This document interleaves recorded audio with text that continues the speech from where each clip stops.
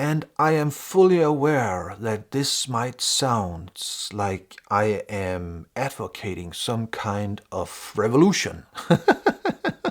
And I am certainly not advocating any kind of revolution in the outer world, but perhaps a internal revolution inside the mind of the human being. Then the outside world, that will change on its own accord. When that revolution has taken place within the human mind, then the outside world will change correspondingly, peacefully, quietly.